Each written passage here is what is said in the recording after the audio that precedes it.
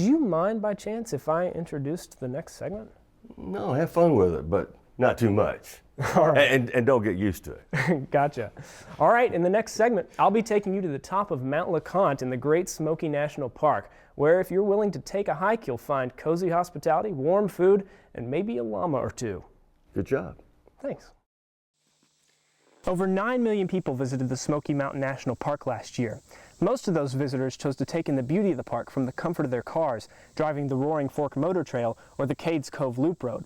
But for some park visitors, the only way to experience the world-renowned biodiversity and incredible wildlife is to hike.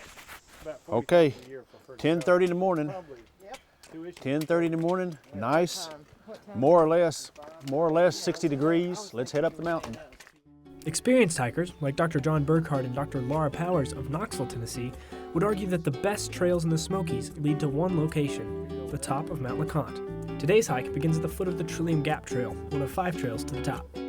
We have groups of people who come up with us time after time, and that's always great. And then we have some fresh meat come with us to hear the stories all over again. And in the fall, we have 2 nights up here a year. In the fall, it's a family trip, and that's always a lot of fun. Usually end up listening to a UT football game. Right in the fall. And get really excited whenever Bob Kessling says, "From the top of Mount LeConte to the Mississippi River," and we're there at the top of Mount LeConte. And on a clear night in the fall, you can see the fireworks from Neyland Stadium when UT scores. Got oxalis, Louise. Oxalis. You notice the little thin reddish veins in it. About 5 leaves, rounded. Very delicate little flower. Very nice. As our group continues upward, the observant eye and ear discovers many inhabitants unique to the elevation. Bob Collier, an avid bird watcher who has hiked LeConte with the Burkharts for several years, loves spotting birds that frequent the Smokies. Let's see if we can hear it again. There he is. There's the black-throated blue right there. Z. Singing. You have to go to Pennsylvania or Vermont to see him, other than here in the Smokies.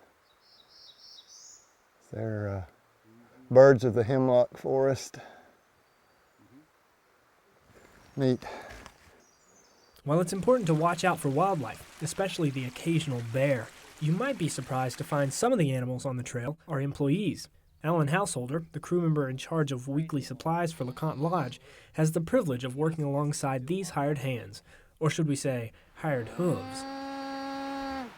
LeConte Lodge used these llamas because the horses that they used previously were tearing up the trails with their hoofs. These guys have no impact on the trail whatsoever. They leave very little impact with their little hoofs. I'm hauling up food today, groceries for the crew, and a little bit of laundry too.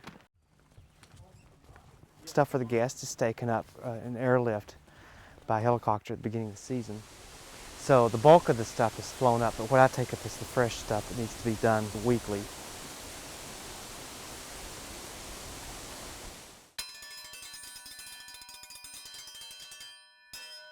Just in time to hear the dinner bell ring.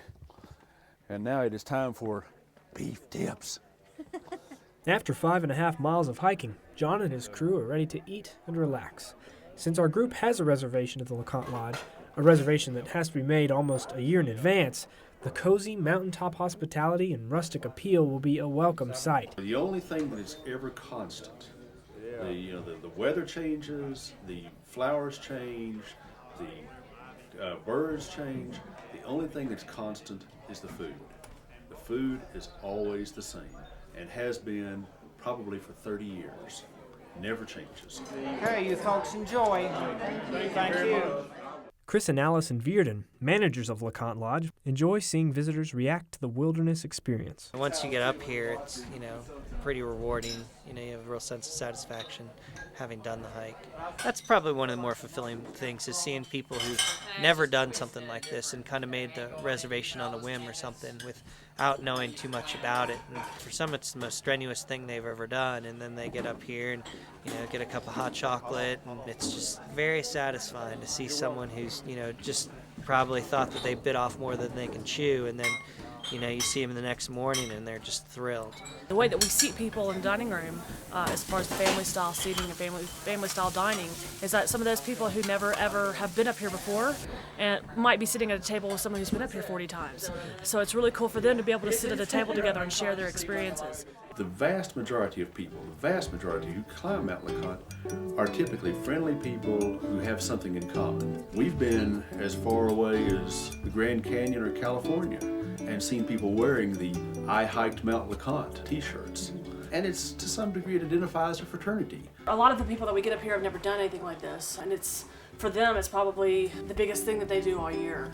The whole experience is incredible for everybody. While a trip up Mount LeConte is an up-close experience with Smoky Mountain wildlife, the lodge itself offers a historical insight of the human relationship to the mountain. Whether it's seeing a picture of founder Jack Huff, who carried his mother to the top, or an image of Margaret Stevenson, who hiked the trails over 700 times, anyone who has hiked LeConte is a part of a common thread.